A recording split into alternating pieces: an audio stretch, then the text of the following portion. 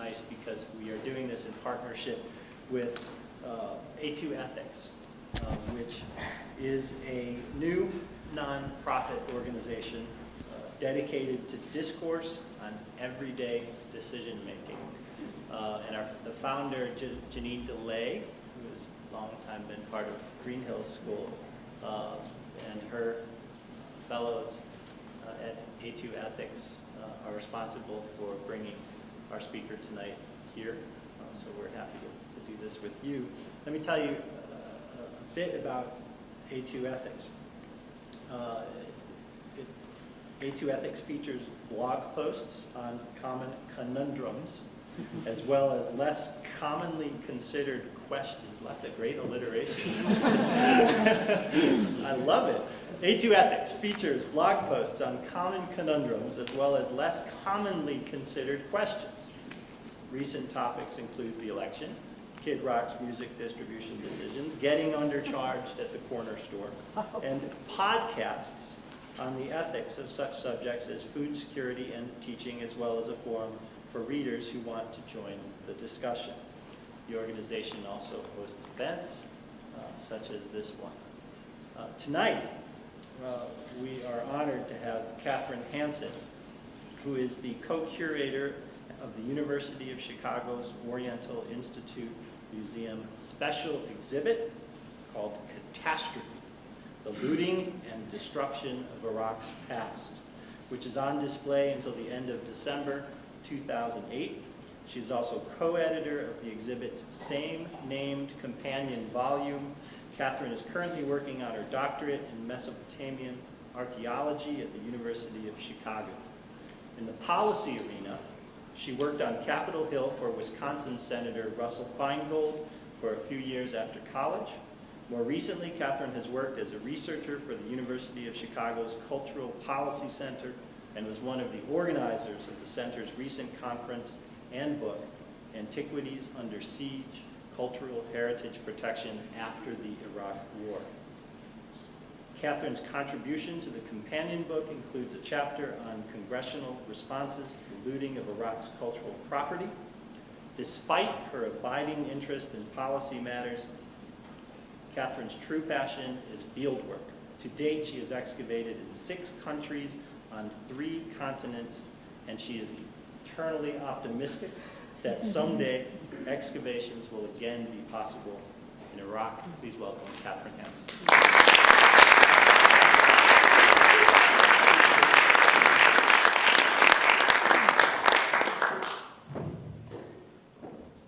Thank you. Can everyone hear me okay? Yes. All right, great. I'll stick with this mic. So I came up from Chicago, and I'm really glad I have a microphone on because Tuesday night, about half the city lost their voices. So if you can't hear me at any point, just shout out, let me know, and I'll get louder for you. What I'd like to begin with is by talking a little bit about the exhibit that we have at the Oriental Institute at the University of Chicago. It's called Catastrophe: The Looting and Destruction of Iraq's Past, and it runs through December. And it started in April because 5 years ago in April, the Baghdad National Museum, which housed all of the antiquities excavated in Iraq, was looted. And I think what I'd like to do is start by talking about that story. Now, over 5 years ago, when the US invaded Baghdad, the museum suffered a substantial degree of looting and destruction. I'm going to talk about artifacts today, but before I ever begin to talk about artifacts, archaeological sites, and cultural property, I want to talk about people. And you cannot talk about Iraq without talking about the human suffering that has occurred in Iraq. This is a picture of a man named Hassan, and he, in January 2008, this past year, 2008, I was writing this label for the exhibit about Hassan. And I had to send an email, a series of email exchanges with the former director of the museum, because I had heard a rumor that Hassan, who worked for the Antiquities Department, had been shot in his home with his son that January. And while these stories are common in Baghdad, and I've certainly heard a number of them from Iraqis who we work with, it really drove home the point that it could have been any of the Muhassins who worked for the museum. It could have been any number of their staff. And I really began to realize that every day a member of the Iraqi Antiquities Department shows up to work is a day that they're being extra brave. You know, it's a sort of bravery that I don't have to worry about at the University of Chicago in my cushy office there. So before I begin to talk about artifacts, I want to talk about people, because archaeologists who work in Mesopotamia have been rightly criticized for focusing a little bit too much on the artifacts without focusing on the people. One of the reasons why we had this exhibit was because we felt we could do something about the problem of stolen antiquities from Iraq. While raising awareness about this issue, we also want to raise awareness about the people in Iraq who have been suffering. Muhassin, this Muhassin who sat in the Baghdad Museum on April 12th, crying about the destruction of the museum that he worked at, he's okay. The Muhassin who was the archaeologist was shot in his home in January 2008 with his son. And it's stories like this that make telling the tragedy that happened at the museum significant for us. And I hope that when we're done here, when you guys have questions, you're welcome to ask me about the people involved, or the artifacts, or ways that you can help. Moving on to the museum itself. On April 8th, the US invaded this section of Baghdad.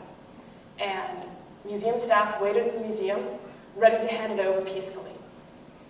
And they waited, and they heard the sounds of an approaching gun battle, so they fled. They weren't about to stick around and wait and see what sort of violence was going to happen. And so there's various stories of what occurred. The official US Pentagon take on it is that there was an Iraqi militia member sitting up in the museum itself, where you see that hole there in the middle. And they fired one tank round into it and shot him and moved on. Today, that tank round, the gaping hole, is still there, and you can see that it created a sizable damage in the children's wing of the Baghdad Museum. Nothing was ancient that was destroyed in this, but what's the real tragedy is that that tank just didn't stay there. On April 8th, the tank just kept moving, and so the Baghdad Museum remained empty, with a hole in the front of it. On April 9th, the Baghdad Museum continued to remain empty. The staff wasn't able to get back because the roads and the bridges were closed, and there were no US forces that arrived. So the museum remained empty for April 9th. And on April 10th, two groups of looters arrived. The first group of looters, they were professional thieves, and they knew exactly what they were looking for. They probably had a shopping list of sorts. They were going for the really high-quality items. And they broke down through several cinder block doors. They went into the basement, and they stole approximately 5,000 pieces of jewelry and 5,000 cylinder seals. And I'll talk a little bit later about what a cylinder seal is. It's a very valuable artwork, ancient artwork. The second group of looters, they were generally more interested with things that could sell easily for a profit. So they went through the museum looking for Xerox machines, lab equipment, office furniture, but they also took things that were on display. When they couldn't find something that they wanted, pretty much everything just got torn apart. And what you see here is an image of the archives. This is just one of the rooms that was really upended during all of this. The archives, as a scholar, as an academic, the loss of the archives is a really big tragedy. We can talk about the artifacts, but what goes along with any artifact that's been excavated is paperwork. All of this paperwork for every artifact that had ever been excavated in Iraq was housed at the Baghdad Museum. All of these archives were upended, partially destroyed. We don't actually know the degree of damage, and it will be years until this sort of file system of sorts is able to be put back together, and we're able to really understand how much was lost.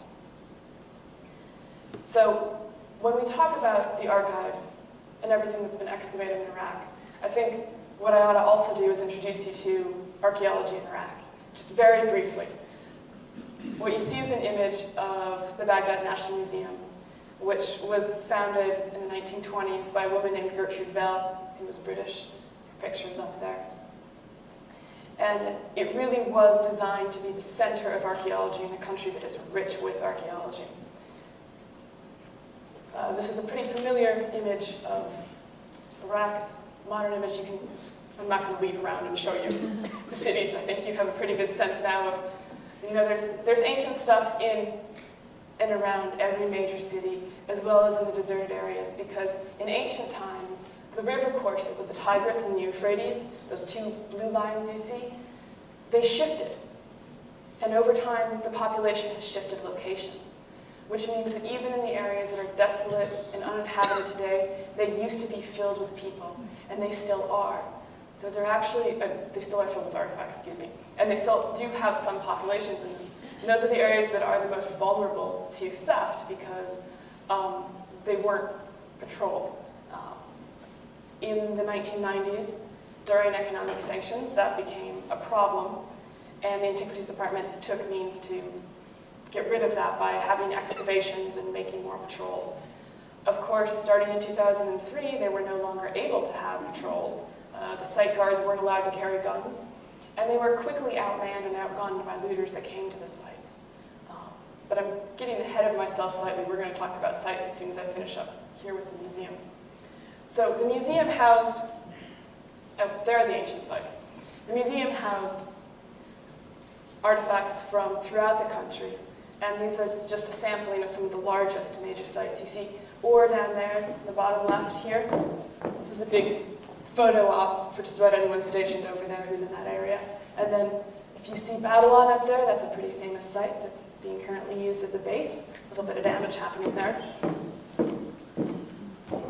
And this is just an example of some of the most impressive architectural achievements. This is at Ore, of course, the ziggurat there, which was also then later heavily reconstructed as a tourist destination.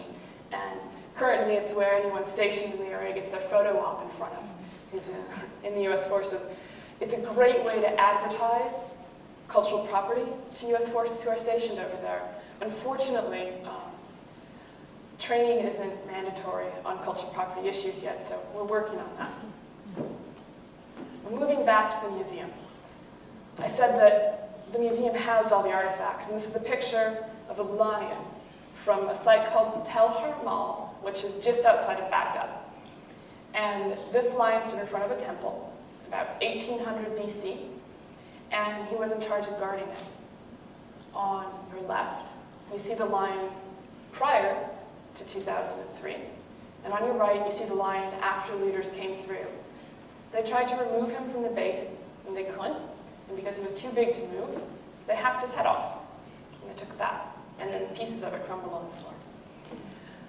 A lot of objects in the museum that museum staff considered too big to be threatened by looting were damaged by looters who attempted to take them away. One of these objects was a very large alabaster vase called the Warka vase. And here you see where looters tipped over the case in the museum where that vase stood and hacked away the plaster base that attached the vase itself to the podium. So on your left, you see the Warka vase, which is an excellent depiction. It's probably the first depiction of narrative. It shows people bringing goods and gifts to the goddess Inanna. And it was found at the site of Uruk, which was dug by the Germans. It's also known as Warka. And that's why it's called the Warka vase. It's a gorgeous image. You have the plants on the bottom, animals above that. And you have people bringing gifts, and then you have possibly the king or ruler addressing Inanna. Now, it was hacked from its base in April 10th, probably, 2003. And you see here, on your right, the way it returned to the museum. It had a period of amnesty that summer. And 3 guys showed up in a red Toyota, popped the trunk, And out came the Warka vase in 13 pieces or so. And I have to be careful when I say that because I've had people remind me that it was actually originally excavated broken. But I have to tell you that after something has been glued together in conservation, restoration, to have it rebroken means that more of it chips off. So the vase returned in about 13 pieces. And this is one of my more optimistic slides. I'm very happy with it. It went right into one of the labs that summer. And you can see an Italian conservator and an Iraqi conservator working together with lab equipment that was donated by the Italians and I believe the Japanese. And they're taking care of cleaning and working on the Warka vase, which I believe they put back into a display case. So this is an image of Donnie George, who is the former director of the Baghdad Museum. And it was taken by National Geographic in May 2003. And I bring this up because I want to go back to that brief chronology we started with, about April 2003. April 8th, troops went into the city, and that tank came in, shot a shell through it. April 9th, the museum was empty. April 10th, the looters came in. April 11th, the looters continued to loot. And April 12th, museum staff came back to the museum, and they got everybody to leave. And they put up a sign in Arabic, and I wish I had a picture of the sign. It had a piece of Scotch tape on it probably, and it was put up, handwritten in the front, that said, U.S. forces, U.S. Army, will shoot anyone on the premises. And the looting stopped. There was not a single U.S. personnel anywhere in the area, but the looting stopped. And for 2 days, they tried to get the local U.S. forces, those who were stationed nearby, to come over and take care of the museum, but unfortunately they did not have orders to do so. So much as they wanted to, they weren't free to come and protect the museum. And this is what I was looking for. It was 4 days later, which was April 16th, that U.S. forces were finally given orders to come to the museum and protect it. And that's when that tank parked out front. And April 22nd, a special investigation sponsored by the Pentagon began to investigate what happened at the museum. And that's the same day that the rest of the museum staff came back and everyone began to work on documenting the loss. It is probably one of the biggest challenges because they continue to have disruptions in staff who's able to continue to work there, and they certainly don't have the archives that they started with, so the inventory is pretty much unknown. Oh, I think we ought to talk about this one as well. This was an object that wasn't stored at the museum, but also suffered in looting. This, like many of the gold objects, had actually been housed in the central Baghdad bank vault, which they put several trunks in the early 90s, preparing for the first Gulf War. They never took them out of that bank vault. And in 2003, when everything was being looted, some looter with a shoulder-launched rocket went down into the basement, into the vault area of the bank, fired it from me to the first row, and it ricocheted, got him, triggered the entire sprinkler system in the building, and flooded all the vaults. I have this picture of the helmet because this is one of the only artifacts that came out looking like it ought to have. And it's a beautiful helmet. It's from about 2300 BC. It's gorgeous. It's all gold. A lot of the other metals suffered some corrosions. Most of them were okay. One of the big losses in that was any print material, any of the artwork that was in that vault, any of the print material that was in that vault, all of it just disintegrated, including most of the trunks. This was all pulled out with the effort of National Geographic, cooperating with the museum, who cooperated with the Civil Affairs unit that was in the area. And they were able to have a one-day exhibit of all these artifacts that Paul Bremer attended, and then everything was closed down again, and they were trunked back up and put some secret location. I think this brings me to the issue of where is the museum today. And this is a poster that the U.S. State Department and Customs put together in late summer of 2003. And it's a bit of a PR attempt. You'll note that they say top 30 objects, but there aren't actually 30 objects pictured there. They mean well. There's several that are repeated, and they just show one picture form. And this probably best reflects what happened at the museum. These are only 30 of about 15,000 objects that they estimate were stolen. These are the top 30. They're the iconic images. In fact, many of these objects were stolen simply because museum staff thought they were too iconic to get stolen. They were too big and too famous. They figured no one in Baghdad would steal this because they could never sell it. Unfortunately, that proved to be wrong, and many of these objects are still missing today. In late summer 2003, 3 of these objects had been recovered. We have this sort of fireplace stand down here. This was recovered with some AK-47s that I'll mention again at the very end. Up there on top, one on the left was found buried in a farm near Baghdad, and the one just right of that, it's a really large copper base. They damaged an entire marble staircase in the museum trying to pull it out. It's really very big. And they found that submerged in a cesspool covered in axle grease. So these objects were certainly hidden, and I'm really happy I wasn't on that cleanup team. So, top 30 artifacts, 2003, end of summer, it looks great. They've recovered 3 of them. To date, they have only recovered 1 more. And by they, I mean U.S. Customs and Iraqi forces. They've only recovered 1 more, and it's that statue just below that face of the woman, the Warka mask up there. It's a statue called Antonina, and he was recovered in JFK, at the JFK airport here in the U.S. The story's a little fishy. It certainly came out of Syria, having gotten there from Baghdad. 4 objects, over 5 years now. Our rate of recovery is not going so well for the Baghdad Museum.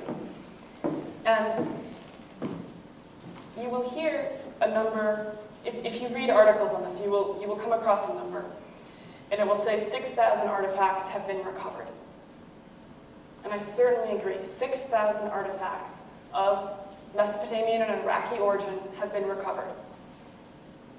Very few of those, as far as we can tell, actually came from the museum itself. Most of them have come from sites that were looted as well. And we can tell that simply because they don't have the Iraq Museum inventory number listed on them. And I think this isn't showing up as well as I'd like to. This is one of the museum employees welding one of the doors shut. And this is the way I like to end talking about the museum, because I don't care how many times Newsweek runs an article, or USA Today, saying that the museum is reopening. They have these beautiful new galleries that are well lit. And it's true. The galleries are all redone with foreign money. They're better lit, but the museum is not open. The museum is still in lockdown. They've put a lot more security efforts in. It's very vulnerable to violence still. You have to understand that it's on Haifa Street, which is a relatively dangerous area. Things are doing better now, but for the most part, the museum has continued to suffer. In 2006, a Katyusha rocket landed in the middle of the courtyard of the museum. It didn't damage anyone, but simply continues to show us that the museum is at risk. In, I believe, 2005, there was a mass kidnapping in front of the museum at the bus stop that was immediately in front of the museum. And so the museum today has a new fence up. The doors are re-welded. There's cinder blocks that go up, most of them. And it hasn't suffered any further looting, for which we're very lucky. It has pretty good protection at this point. And so the museum received quite a bit of press. For archaeology, it received quite a bit of press.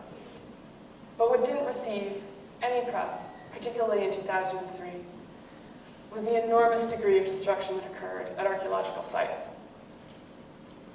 This is an image of the site of Issen, and you can see looters here working at the archaeological site of Issen. They're digging this hole, and they're coming up with things. They're probably going to throw that pot away that's closest to us. And you have to imagine, this is also the site of Issen.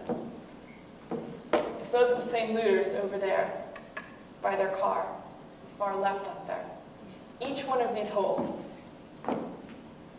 is just like that looter's pit that you just saw those guys working in. So you have to imagine each of these craters pockmarking the entire surface, looking a lot like a moonscape. This is the site of Issen. This is the site of Uma. This is a site that's been substantially damaged. In fact, we just got a satellite image this summer that showed that even between 2005 and 2008, you'd think they couldn't find anywhere else in here to dig. But the holes have gotten deeper, because you can tell they get darker in the satellite images, and they've gotten wider. This is another image of Uma, taken this series, these three. They were taken by the Italian military force that was stationed to this district. They're called the Carabinieri, and we very much lucked out because they handle cultural property issues and looting at home in Italy. So when they came to Iraq, it seemed natural for them to run helicopter missions over these archaeological sites and scare off the looters. Unfortunately, their success was not duplicated elsewhere, and we generally ran into the issue that helicopters were needed for other activities. So once Italian troops left, these sites continued to be unmonitored. This really shows the extent of the damage. Each one of those little dark spots is one of the looters' holes. And each one of those holes represents a puncture into the strata in the surface of the archaeological site. It isn't just about the horizontal, unexcavated material. Even the excavated areas, the standing ruins, they've been damaged as well. On your left, you see a wall from the site of Uma. It's a temple wall. It's beautifully niched and buttressed, which is an architecture type that's basically symbolic of the best architecture in southern Mesopotamia in ancient periods. And on your right, you see this wall after it was ripped apart by looters who were looking for bricks that had some writing on it. Because a mud brick by itself, an adobe brick like what these are, won't get them any money. But if that mud brick has something written on it, they can get somewhere between $5 to $50. And they sell it to someone who is willing to purchase that. Before I get too far ahead of myself and talking about that market and who's going to purchase that brick, I think I'd also like to talk about other standing monuments that were damaged. This is a site way up north. The two sites I showed you, Issen and Uma, they're in the south of Iraq. This is a site up north called Nineveh. It's near Mosul. And this is a relief from about 700 BC. And this relief was damaged in 2003, in April, by looters who came to this outdoor museum space where this relief stands and went looking for specific sections of that relief, and they hacked out squares. And you can tell here they made a major mistake, and instead of hacking out a nice square that they wanted to take home and sell, they accidentally put a line right through the relief itself. It isn't just ancient material that constitutes cultural property in Iraq. And one of the things that we've done with the exhibit that I think is very important is to talk about how cultural heritage and cultural property in Iraq is something that is a part of daily life. When we have school groups come through, I have the docents explain that mosques in Iraq, and this is a mosque, are very similar to the great cathedrals in Europe, and that they are both an object of cultural property and of the ancient past, but they're also part of modern daily life. This, of course, is a golden mosque at Samarra that was damaged in a car bomb. You can see the before and after, left to right, there in 2006. And Samara is, without a doubt, the site that's been picked on by just about everybody. So you see sectarian violence with the mosque being destroyed. Here you have an image of the spiral minaret. Samara, at one point in time, was the capital of the entire Middle East. It was the capital of the Abbasid Empire, about 800 AD. And when it was the capital of the Abbasid Empire, the emperor built the largest mosque in the world with the largest minaret, right, which is part of the mosque here. It's a unique mosque. It's designed, some people say, based off of a snail, so it makes a perfect spiral on the way up. US forces were using it as a lookout post. And in retaliation, local insurgents destroyed the top of the minaret.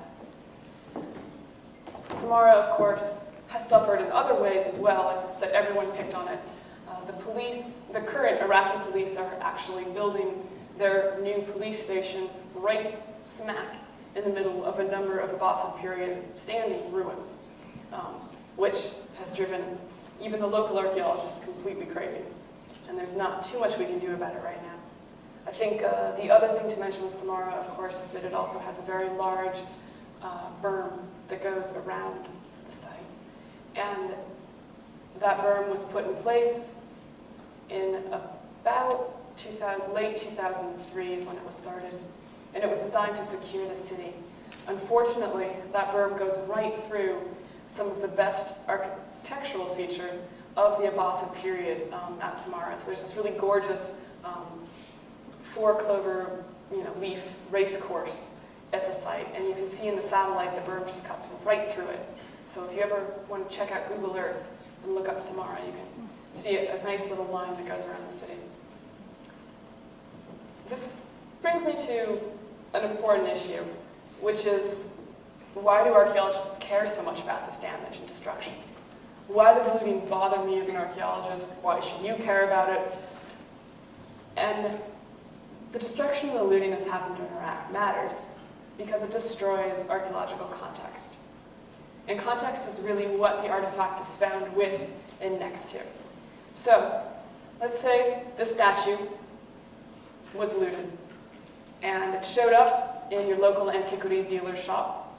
I don't know if there are any in Ann Arbor, but there are definitely some in Chicago. This statue shows up, and it's really pretty. It's a beautiful statue. It's clearly from the early dynastic period, but you don't really know who he is. You don't know where it's from. You don't know anything about the statue other than it's pretty. It's very pretty, but it's very stupid. And it's stupid because it was looted. You don't know anything about it because it doesn't have archaeological context. When you get archaeological context, you get the rest of the story. So this artifact was actually excavated. It was excavated by the University of Chicago in the 1920s. And on the left here, you can see the original find spot. These statues were actually found buried in a group next to an altar. And they were found clearly indicating that they were ritually buried, but originally stood in that spot, worshiping whatever was on the altar. So we know quite a bit about the statue with the excavation, location, and what it was found next to. This statue represents a priest who lived at this site called Tel Asmar in the Diyala province. And this priest, along with his neighbors and whomever else, all created little miniature versions of themselves to stand in perpetual devotion to the god that was on the altar, or symbolically represented on the altar. We're not actually sure which. We would have no idea about that story if the statue hadn't been excavated.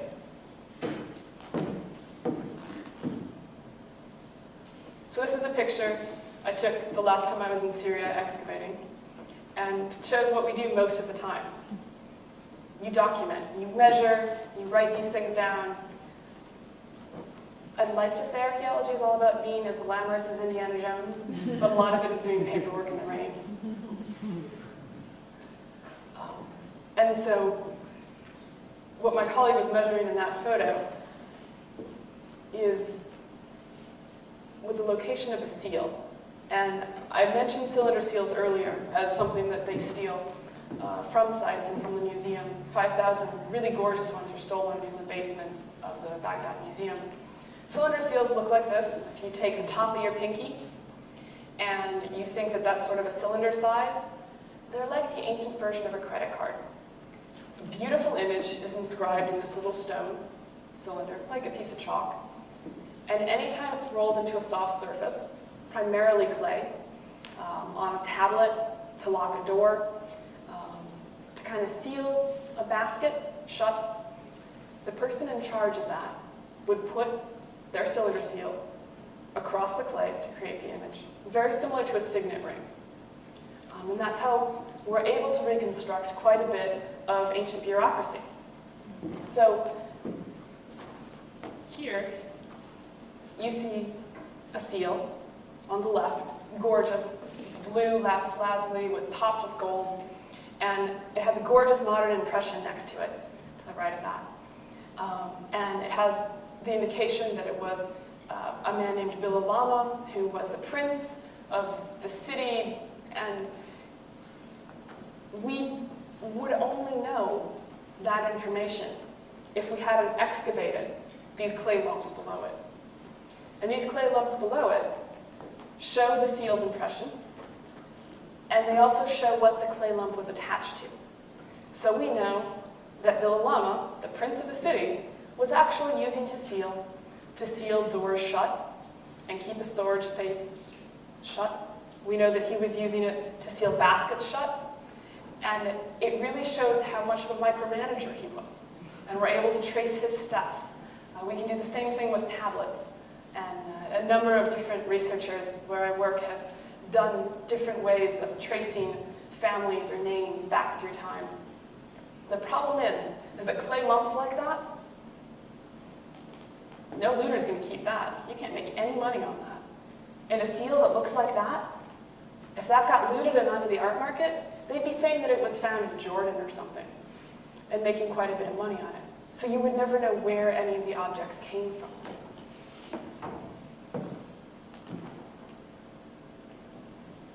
I think that moves us into why this looting happens. And it's quite a bit to do with the market. This is a picture of Suzanne Ostoff at Issen, meeting one of the gentlemen who was there looting. And I think that this is the best way to start because she has a seal. This is a gorgeous little old Babylonian hematite seal here, little cylinder seal in her napkin there. And when she and a journalist arrived, the looters ran up to them as if they were, buyers. They're art dealers. They were going to purchase things. And they took some pictures, and of course, she gave the seal back, and he went on to sell it to his dealer in Baghdad. Suzanne Ostoff later went back. She's a humanitarian worker and an archaeologist, and she was one of the many in Iraq who were kidnapped in that period, 2004, 2005. The German government worked really hard to get her free, and she unfortunately wasn't really able to keep up her investigation into the looting network. But this just really shows that it starts at this level, at the very basic site level, with the looter offering it to someone who has arrived, who he presumes is a dealer. And that cylinder seal then goes into a network. And of course, the local looter, the guy who's doing this to survive, he maybe makes tops $50, if that, really if that. Particularly now. At this point, we presume the market's been super saturated. It's been going on for 5 years. They're making almost no money for these things. I think that this is the picture we started with, and I think that this is important to point out that these objects were all recovered, which is great, but they really show the variety of things that have been stolen. And this image, speaking of people being kidnapped, this image was taken by a journalist named Micah Guerin, who himself was kidnapped shortly after Suzanne Ostoff was kidnapped. And he also has been safely returned. He was taking images of what was recovered by the Baghdad police in Baghdad. And clearly these whole pots over here, they're gorgeous. They obviously came out of a museum context because most looters are going so quickly with shovels, they don't get the whole pot. A lot of those tablets, those ones in the very far back, those all very certainly probably came out of sites. They're not all from museums, that's for sure. And so you can see that you have pottery stolen, you have tablets, you have figurines, you have plaques.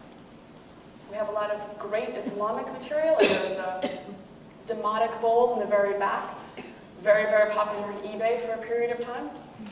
They have an inscription in the middle in Aramaic, and there's a very big case the University of College London got wrapped up in because they accepted a whole bunch of these very obviously stolen bowls as a donation. So before I leave the objects that have been stolen, I think it's worth to talk about where they go, who's consuming these. And it's very much an issue of consumption. Objects would not be looted if people weren't willing to buy them. If there wasn't a market demand for them, no one would invest the energy to sweat like crazy and dig in the middle of the desert. If they could get an easier job, they certainly would. So, as a Mesopotamian archaeologist, I pay attention a little bit to some of the auction prices for Sotheby's and Christie's, and this is being recorded, so I should probably stop naming names. And we watch what happens with what's considered the licit art market, what's legal to trade and sell, according to these organizations, because there's laws about it, but it's not that hard to get around. We assume that for the illegal market, the market that's clearly trading obviously stolen material from Iraq, it's going to follow the same degree of sort of budget lines. And in 2001, a single high-quality cylinder seal sold at auction for $424,000 in New York. That's in 2001. One of those little cylinder seals, right about the top size of your pinky. Okay, so 6 years later, 2007, a little lion statue, which artistically looks like it's probably from Iran, but was publicized everywhere as originally having come from Baghdad. This little statue sold for $57 million. Obviously, the average artifact getting smuggled out of Iraq isn't getting that much money in the end. But we can only assume that for the very high quality items, it parallels that. And it is that sort of interest in investing in artwork. A certain magazine recently said that ancient artwork, particularly artifacts, was a great investment because it would never go down like the stock market currently is. And as the economy does worse, certain art auctions have been doing substantially better. So we're looking at a market that has quite a bit of money in it. And these artifacts all get funneled into that. They end up in places like Geneva, London, New York. We certainly had a confiscation at O'Hare in Chicago. LA had a recent bust. South American stuff primarily on the West Coast, but you certainly also get Middle Eastern stuff. A recent bust a couple weeks ago at the border going into Lebanon. Jordan has had a slew of things captured at that border. And it's interesting because we estimate that for everything that they catch, there's a whole bunch more getting through the borders completely free. Of course, they've had confiscated objects in almost all of the nearby countries to Iraq. Certainly they have in Syria.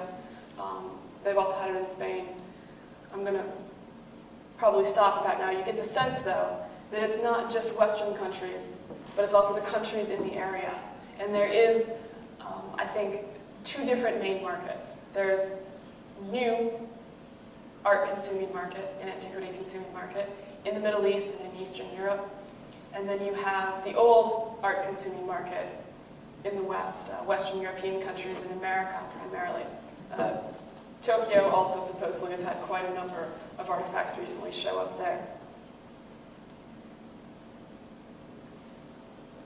anyone in the US today who has an artifact of any sort, whether or not it has any sort of documentation and whether or not it's been stolen, can legitimately donate that object to a museum for a tax write-off.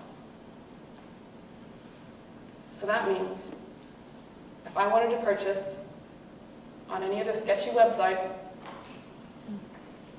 any of these objects, say, that were for sale, and there's certainly a number of websites that offer messaging and objects for sale, don't go home and buy them.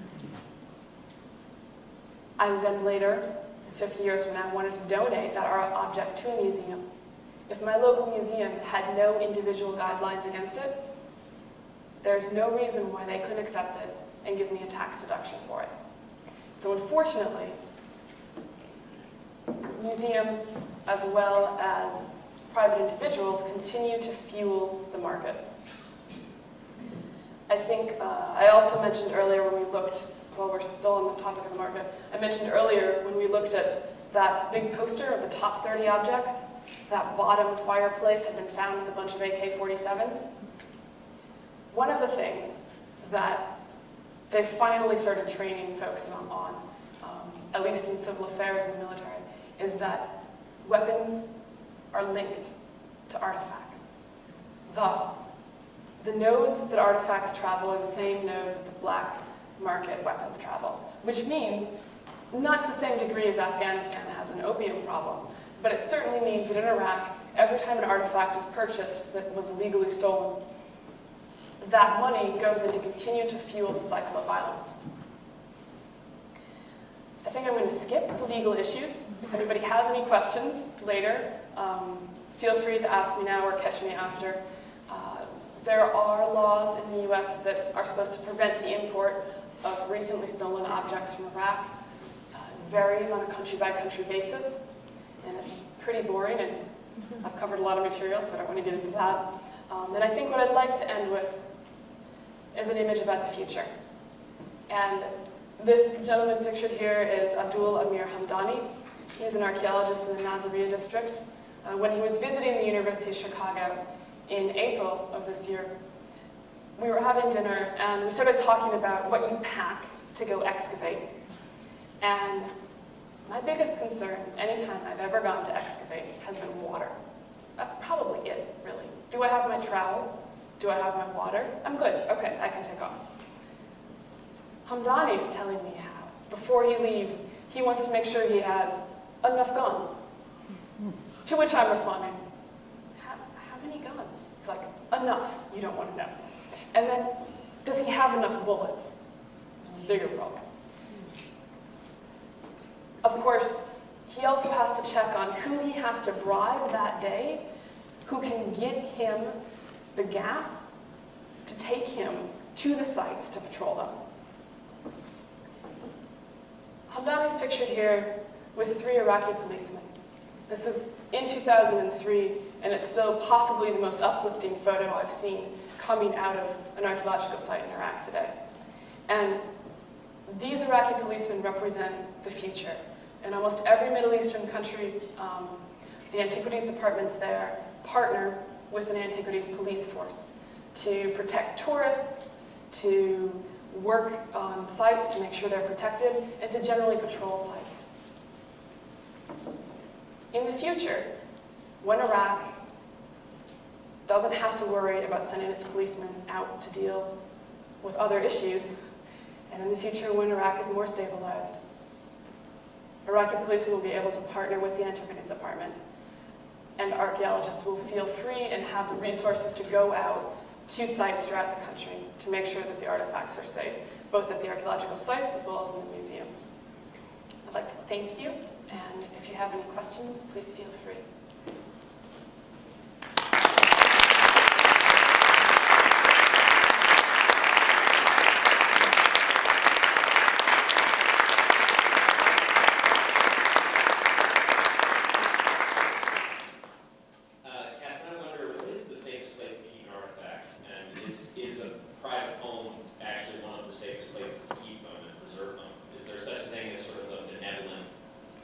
Collector right now who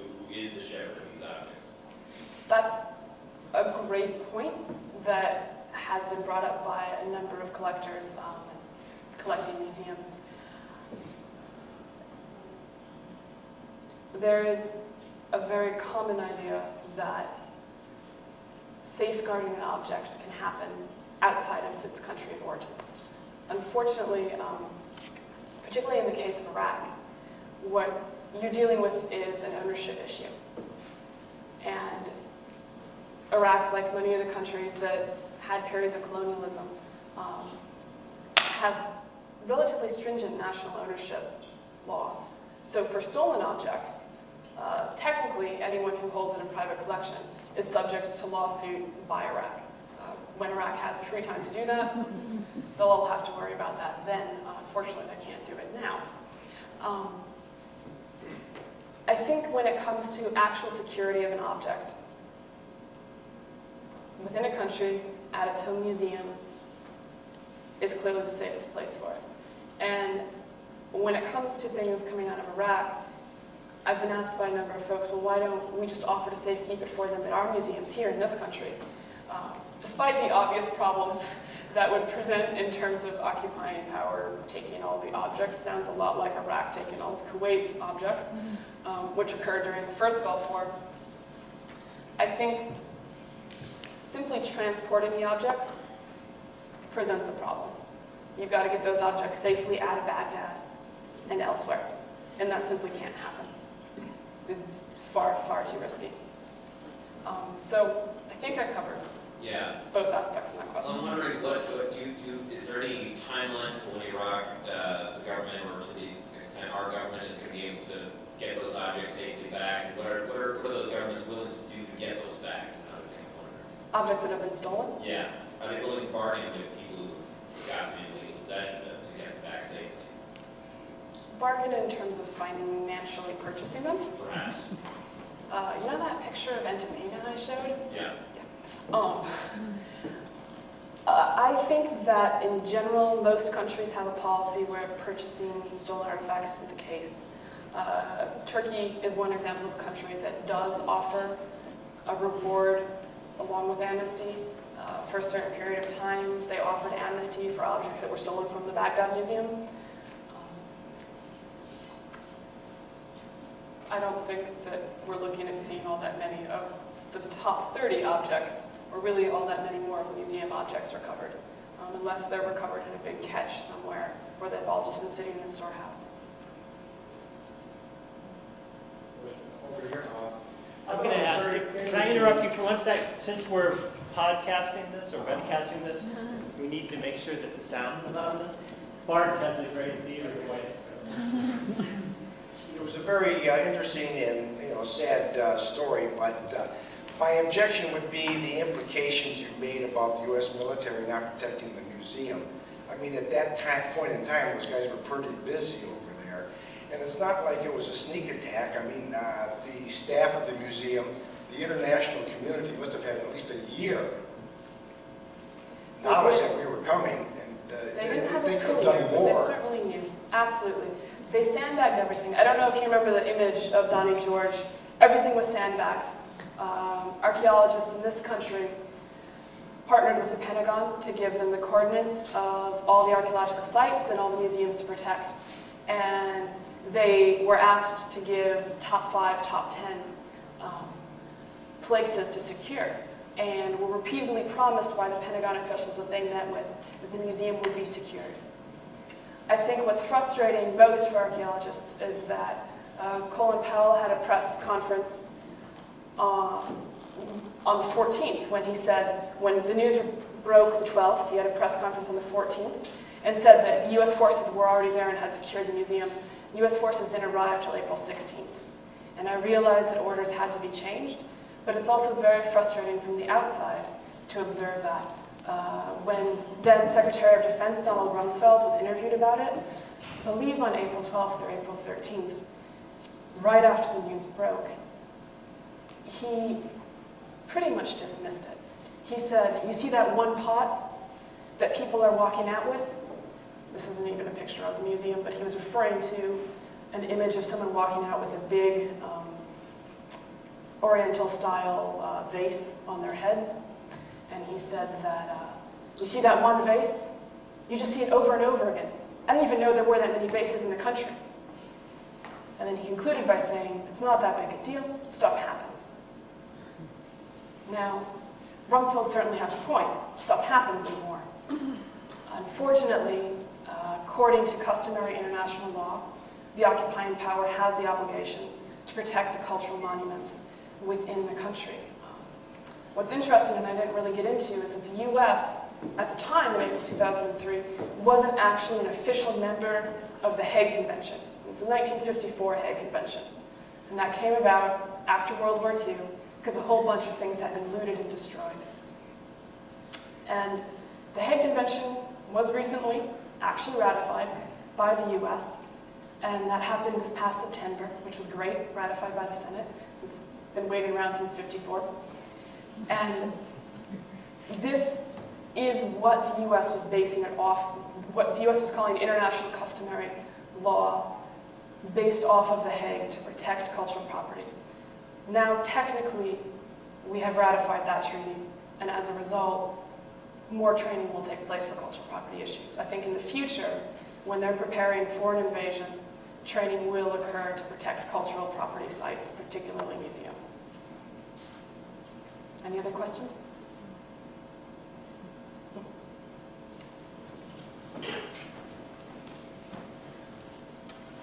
What is the general belief with regard to what has happened with many of the stolen pieces?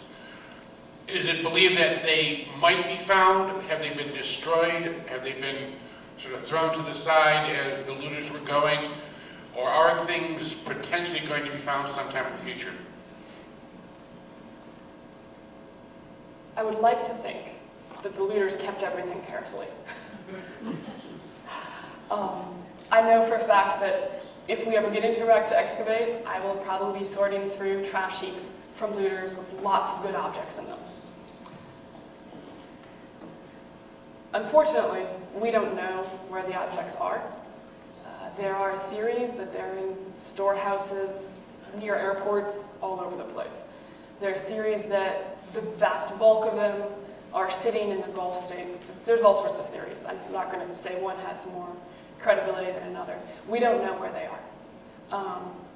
And I think that there's certainly a trickle of them showing up.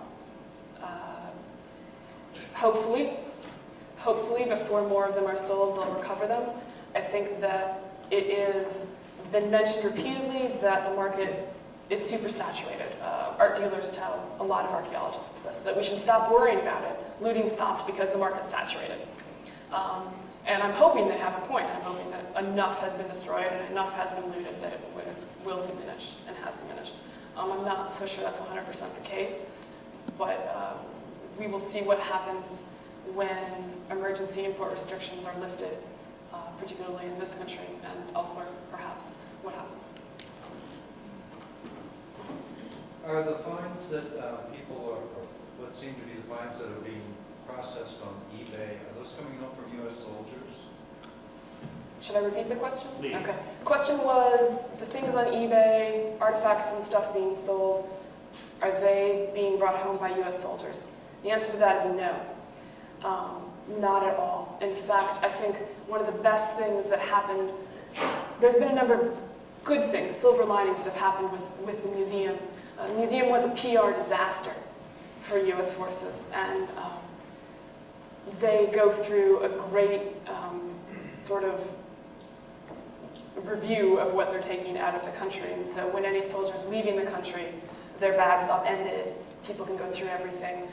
Certainly none of the bulk of stuff that's been getting into this country that we know of have been U.S. soldiers or any sort of military personnel. They certainly get searched, and they're encouraged not to bring home artifacts. I think DoD has done a really great job in the last couple of years of increasing, not official training, certainly not mandatory training, but sort of passive training. They've issued a great deck of cards that talk about cultural property preservation issues, primarily targeted at Iraq and Afghanistan, and you would be surprised how much of an influence I think that's had, which has been very uplifting, I think. We're also working with training material and partnering simply to make sure that if they want resources and training information, they're able to get it. There was one instance of someone being convicted of having brought in 3 cylinder seals into the US that were stolen from the museum, and he was, and now I'm blanking, a journalist or a diplomat, I can't remember which, but he was certainly not military personnel. The big ones, of course, would be responsible excavation. Excavation is a destructive process. You want to make sure that someone can go back and look at what you did and be able to recreate what that dirt actually physically looked like, at which level, which artifacts were found. That's responsible archaeology. I was talking about measuring everything for archaeological context, and that's very much what you need to do. There are certainly individuals, like in any profession, who don't take the slow way and go for easy answers, I'm sure. In terms of where an archaeologist learns their ethics, it's a great question. I could probably say that just about everyone who goes into academic archaeology learns it through, their college or professional school method and theory class. Have you ever had a mentor or a teacher who was particularly influential on your sense of ethics in your field? Of course, right. I think this is a good time to talk about the issue of academics assisting art dealers in legitimatizing stolen artifacts. And it happens. Because the other thing I didn't talk about was that anything that's stolen can be called out as a fake. If you're buying something that doesn't have documentation, you don't know if it's real or not. And unfortunately, for tablets and for cylinder seals in particular, and bricks, anything that has written cuneiform script on it, they can get it validated by an academic. Certainly, not always archaeologists, but also people who study ancient languages have been involved in giving information about objects. And that brings up a great controversy in the field about whether or not objects without provenience, objects without context and written documentation, should be included in publications. Should archaeologists be allowed to research with those objects? And generally, the major magazines, probably the large organizations in the field, typically say, no, you should not be publishing with material that was stolen.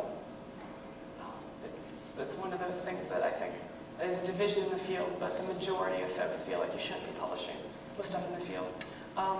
When I was in college, I had a professor. I went to Bryn Mawr College outside of Philadelphia, and she had a student at one point in time who went to go work for Sotheby's. And she spent some quality time trying to explain to me why perhaps that wasn't the best use of her ability in classical archaeology to identify vase painters. And it made an impact in that I realized that the information and the knowledge that you gain when you're in school, you can use that for different ways, like for different purposes. And you can use that to secure yourself a high-paying job for an organization that may or may not be selling stolen artifacts. And you can use that, to combat that and identify those objects as stolen on the other end. I think that might answer your question. Anything else? Well, where do you draw the line then? Because there's quite a controversy about museum collections and what's been stolen and what's been taken illegally. And all that stuff has been published, so it seems like at some point it's, we got ours now, we're not going to let you have yours. In terms of publishing, the new archaeologists, we've done ours, we did it with stolen, but it was okay back then. Right. The U.S. is part of a 1970 UNESCO agreement, and UNESCO is the cultural branch of the UN. And in 1970, they made an international agreement that allows a country to ask another country to stop importing its objects. The way that was domestically enacted here in the US, it didn't happen until the 80s, but Cultural Property Importation Act, basically. And if a country asks the US to prevent importation, and the US through the State Department agrees this request, then they go into a bilateral treaty, and the US then forbids import of that country's artifacts. Because of the 1970 date on this, most museums, in fact the two major museum organizations, encourage their museums to only collect material that has a known date prior to 1970. And that's also what most people who do research material use as well. I think it's a standard in the community that 1970 is what you don't want to go before. I mean after, excuse me. You want it before 1970. Could I just add something? An additional response to where do we get our ethics? I'm also a professional archaeologist, and depending on where in the world one works, there are various professional organizations, and we do have codes of ethics. So they're actually written on paper, and I mean, not everyone is familiar with the ins and outs of them, but generally they're taught as part of custom. I mean, when you're in academic archaeology and working outside of the US, or whether you're a professional archaeologist working in the US outside of academics, there are codes of ethics, and they're pretty well adhered to if you're a professional archaeologist of any standing.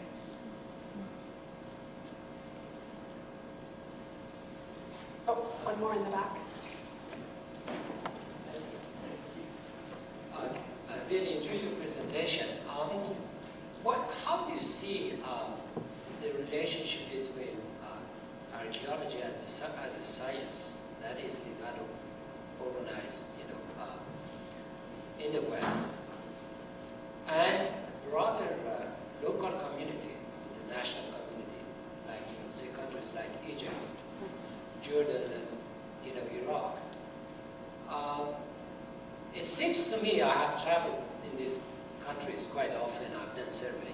There is a considerable disconnect between local culture and what archaeologists get excited about. I mean, Egyptian in particular, the Islamic culture is really very important. Right? The Pharaoh in Islamic culture is not a very good name. I believe that couldn't that be one of the shortcomings of archaeologists, that they get so excited about the subject of their study that they forget the very people that those objects belong to.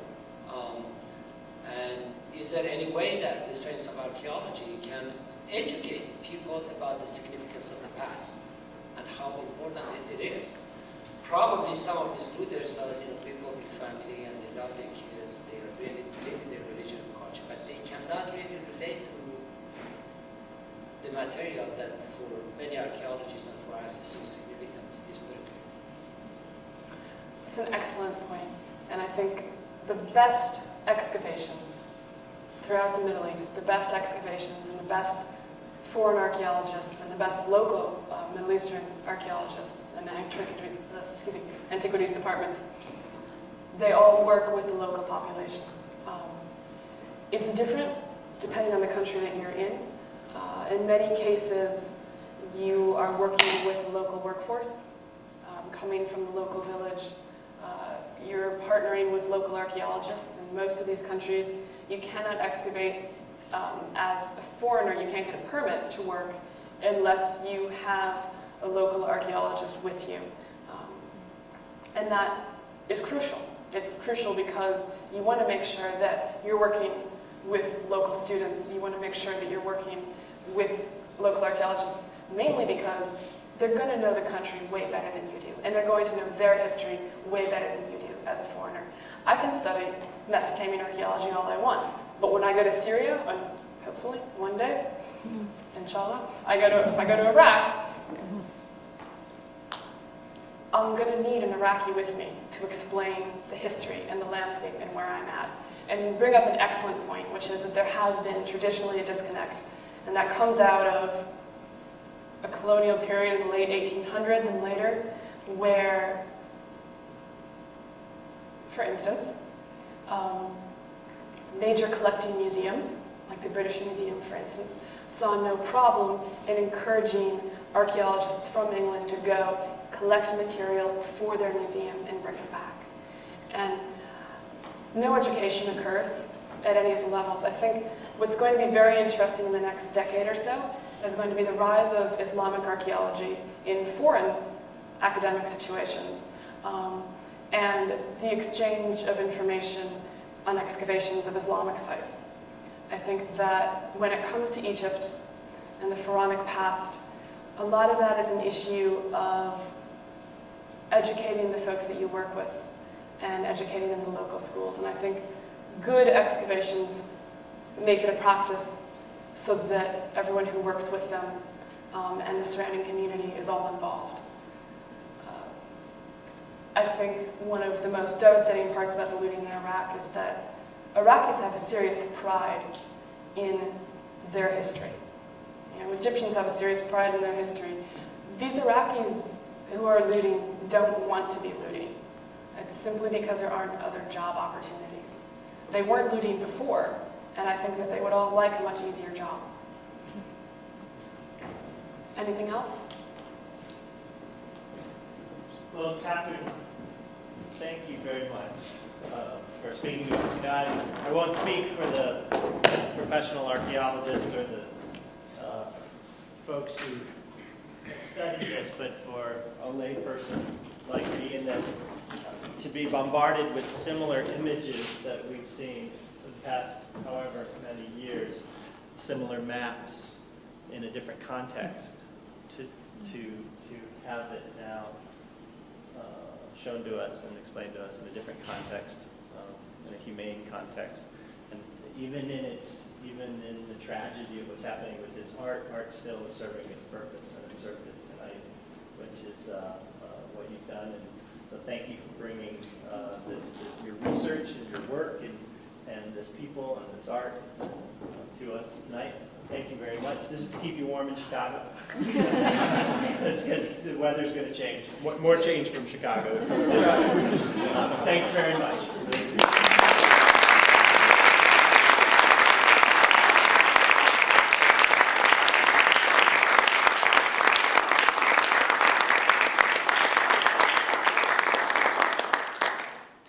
Thanks for coming.